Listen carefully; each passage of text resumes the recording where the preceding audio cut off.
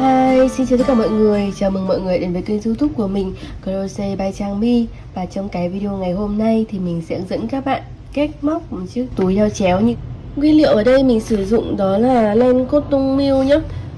Mình tận dụng sợi thừa nữa, nó cũng một số loại khác, nó cũng là cotton mill nhưng mà nó cùng cỡ sợi thì mình dùng. Các bạn nếu mà các bạn mua len mới thì mình lên sử dụng chung một loại và dùng cái loại cotton 125g này, nó sẽ cứng sợi, chắc sợi hơn nhá. Bên cạnh đó thì mình sử dụng đó là kim móc là kim 3.5 ạ. Mình dùng tuyến kéo và kim khâu nhá. Thêm một chiếc cúc để mình làm khóa, hoặc là các bạn có thể sử dụng nút hít lâm châm để làm khóa phía bên trong cũng được, tùy nhá. Đầu tiên thì mình sẽ móc một cái hình vuông như thế này. Cái túi của mình ý, cái hình vuông với kích thước của nó chỉ rơi vào khoảng 14, 15. Đây các bạn. Mình sẽ cỡ, các bạn đo theo đường chéo rồi mình lúc vào cái túi của mình nó sẽ gập như thế này nhá. 15 ạ. Thì đường chéo cái hình vuông này là 15. Nếu mà các bạn muốn làm một cái chiếc túi to hơn để mình sử dụng cho cái điện thoại của các bạn là to hơn ý, thì các bạn có thể sử dụng những các loại sợi khác, cỡ size to hơn chẳng hạn, hoặc là mình chập hai sợi và mình cùng móc và sử dụng kim móc to hơn một chút nhá. Ví dụ như là kim 4 hoặc kim 4.5 hoặc 5 thì tùy cái loại sợi. Nếu mà mình dùng xem mà các bạn chập sợi như thế nào. Nói chung ý, về cơ bản thì các bạn sử dụng là sợi lớn hơn và kim móc lớn hơn thì mình sẽ cho được một cái họa tiết của mình nó cũng sẽ lớn hơn ạ, mà không cần phải thêm bớt mũi gì cả. Hàng đầu tiên ý, thì các bạn sẽ tạo vòng tròn ma thuật và mình sẽ lấy mũi móc như thế này. Các bạn móc 2 mũi bính. 2 mũi này mình không tính mũi, các bạn móc 16 mũi kép đơn vào trong cái vòng tròn này, thì mình gọi tắt là mũi kép thôi. Mũi kép đơn nhé, vào trong vòng tròn ma thuật đấy ạ. Một mũi này, 2 này, 3, 4. Tương tự như vậy các bạn sẽ móc thêm 12 mũi nữa nha. Đến hết hàng thì các bạn sẽ kéo cái phần sợi dây đằng sau này để nó sẽ khiến cho cái vòng tròn ma thuật của mình bé lại. Và các bạn sẽ móc một trượt vào cái mũi kép đầu tiên này nhé,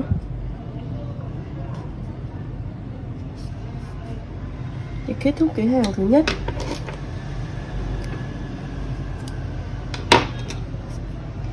Tại cái vị trí móc mũi trượt này thì mình sẽ kéo cái chỉ thừa của mình ra phía mặt sau. Xong hàng một ạ. Hàng thứ hai thì mình sử dụng màu vàng nhá.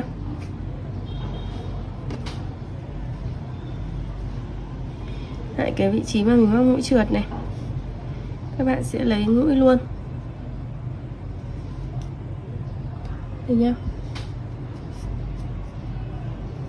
Các bạn móc một mũi bính, kéo dài mũi một chút, sau đó thì các bạn sẽ móc là 3 mũi nửa kép vào chân này và chập là một ấy. 1 này, 2 này, 3 này, móc chập này, một bính ạ. Sau đó sang chân móc tiếp theo các bạn móc tương tự.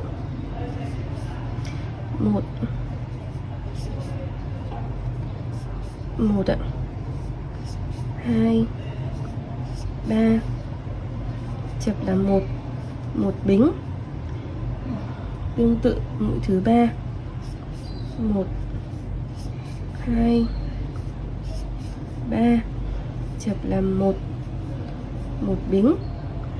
Tương tự như vậy nhé, các bạn sẽ lặp lại cho đến khi hết hàng, thêm 13 mũi hạt như thế này nữa. Mình sẽ có 16 hạt như thế này. Sau đó thì các bạn sẽ móc một trượt vào cái chỗ giữa của cái hạt này này.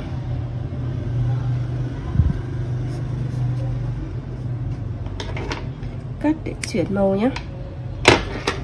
Các bạn cũng sẽ đưa chỉ ra phía sau tại đúng cái vị trí này. Và xong hàng thứ hai ạ. Tiếp đến là hàng thứ ba thì mình sẽ móc vào cái khoảng trống một bính ở giữa những cái mũi như này nhá. Các bạn cũng sẽ tạo cái mũi móc, mình móc 2 mũi bính, Mũi đầu tiên thì các bạn sẽ móc mũi chập 3 vào trung chân mũi kép. 1 này, 2 này, 3 này, chập vào là 1 này, 2 bính này. Tương tự để cái chân tiếp theo cũng thế.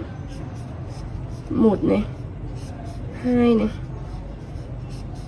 3 này, 4 ạ. Chập 2 bính. Tương tự các bạn cũng sẽ móc thêm 14 mũi nữa để đến hết hàng, rồi nối một trượt vào cái vị trí giữa lại vị trí đầu mũi này nhá. Tiếp đó sẽ là màu xanh lá nha. Mình sẽ bắt đầu từ đây, các bạn cũng sẽ thêm mũi vào. 2 mũi bính nhá. Sau đó là 2 mũi kép vào đây.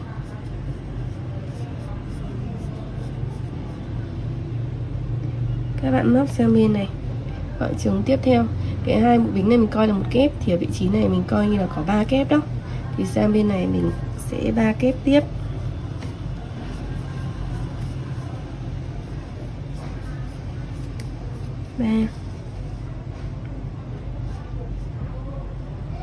Tiếp tục bên này cũng là 3.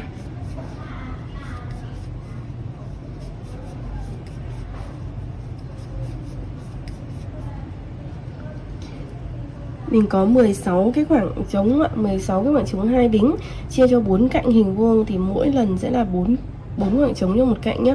Thì ở đây là 1 2 3, cái thứ tư rồi thì mình sẽ bắt đầu tạo góc cho hình vuông, thì các bạn sẽ móc mũi kép đôi. 3 mũi kép đôi. 2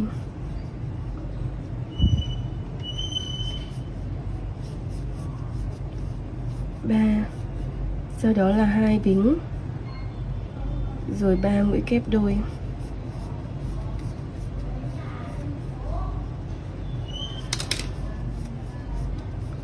2 3.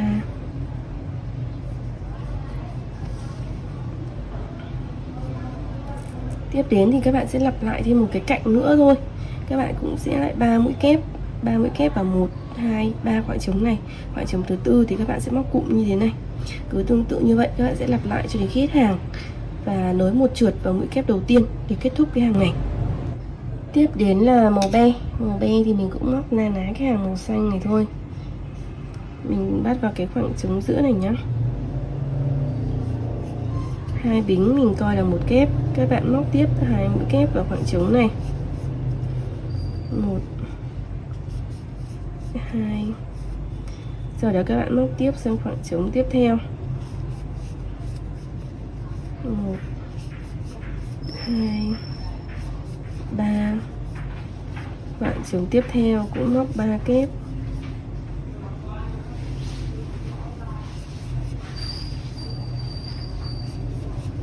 3.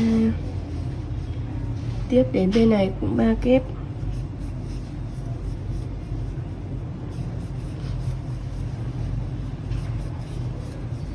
Mình có 4 lần 3 kép như thế này. Đến cái khoảng trống 2 bính ấy, thì mình sẽ móc, thay vì là 3 kép đôi mình sẽ móc là 3 kép đơn, tức là 3 kép 2 bính và 3 kép vào khoảng trống này. 1 2 3, 2 bính, rồi 3 kép.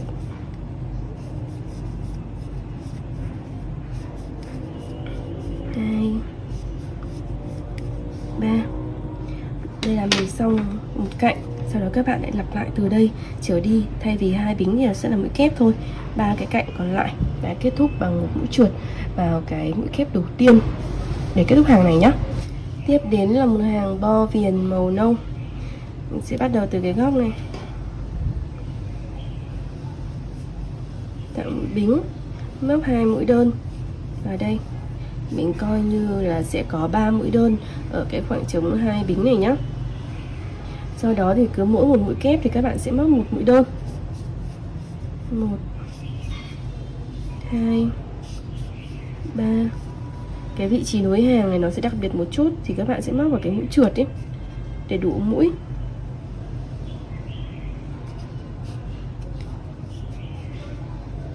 Sau đó thì sẽ móc rễ rồi. Bình thường cứ một mũi kép mình sẽ móc một mũi đơn.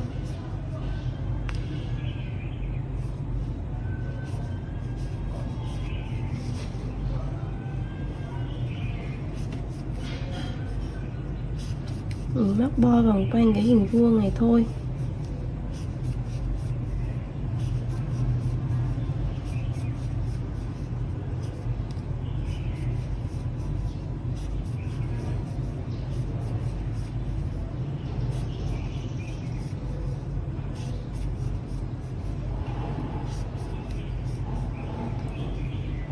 Đến cái khoảng trống 2 bính này thì mình sẽ lại móc 3 kép vào cái khoảng trống đấy. Sau đó lại lặp lại một đơn vào mỗi kép, cứ thế đến hết hàng. Nối một trượt vào mũi đơn đầu tiên để kết thúc hàng này nhá. Mình sẽ cần tất cả là 3 hình vuông nhá. 2 hình đầu thì các bạn kết thúc. Đến hình thứ 3 thì mình sẽ dừng ở đây. Các bạn sẽ lấy cái chân móc này ra đằng sau để mình tiếp tục móc tiếp nhé.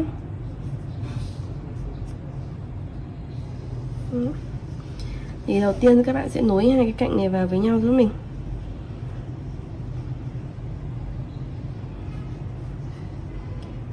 Nó là mũi thứ hai thì nó sẽ cũng là mũi đầu tiên, do cái mũi đầu của mình là mũi bính á. Các bạn móc một trượt, sau đó sang phía bên này cái mũi chính giữa, các bạn móc một trượt,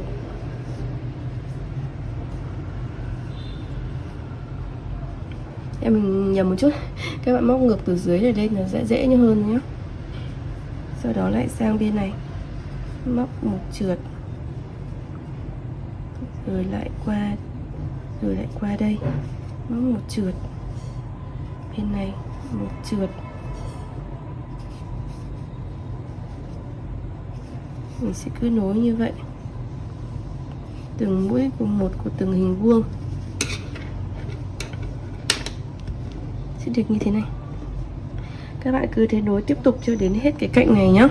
Nối đến đây thì mình đã được như thế này nhá. Các bạn tưởng tượng cái túi của mình nó sẽ gập cạnh dưới này, gập cạnh bên này. Thì bây giờ các bạn sẽ nối tiếp. Các bạn sẽ nối tiếp tục tương tự như vậy cho đến hết cái phần này nhá. Tiếp đến sẽ là mảnh thứ hai, nó sẽ ở vị trí như thế này. Thì các bạn sẽ nối dọc cái đường này nhá. Sau đó hết đến quay lại vị trí ban đầu này. Cái này đó mình đã nối đến cái mũi thứ hai rồi. Do vậy sang bên này các bạn sẽ nối luôn vào cái mũi thứ hai ở phía bên này nhá. Một này, 1, 2, 3 thì ở bên này nó là mũi này. Sau đó các bạn lại nối tương tự.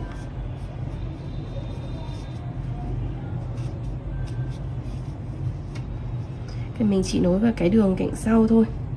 Các bạn nối như thế cho đến hết như mình đã nói đó, để tạo thành cái hình cái túi nó như thế này nhá. Sau khi đến hết rồi, các bạn sẽ móc một trượt vào cái mũi giữa này để mình cố định thôi. Rồi các bạn sẽ móc tiếp 12 mũi bính với mình.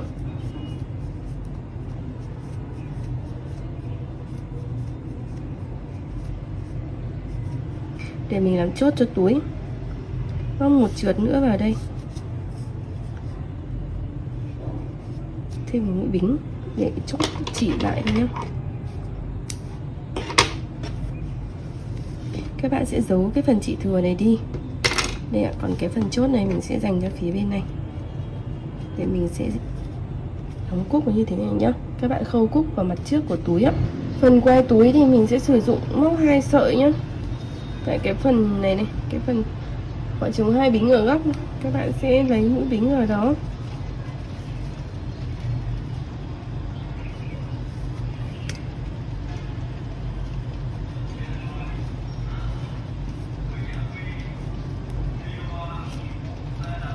Sau đó thì các bạn sẽ móc mũi bính cho đến khi nào mình đủ kích thước cần nhá. Các bạn đeo chéo hay gì á thì các bạn sẽ dừng lại nhé. Các bạn cũng có thể móc dài hẳn ra rồi để mình buộc vào hai bên cũng được. Ở đây thì mình móc size nhỏ một chút cho bé, sử dụng cho tiện thì mình sẽ chỉ móc một đoạn như thế này thôi là thừa rồi á. Sau đó mình sẽ buộc ở bên này sau, chỉnh tùy theo chiều cao của bé nữa. Để buộc thì các bạn sẽ không nối, vì các bạn quay đầu luôn. các bạn sẽ móc mũi trượt giúp mình vào cách một chân nhá, móc trượt vào chân tiếp. Sau đó cũng vậy, cứ tương tự như vậy, các bạn móc mũi trượt vào mỗi chân cho đến hết hàng. Và đây là chiếc túi thành phẩm của mình.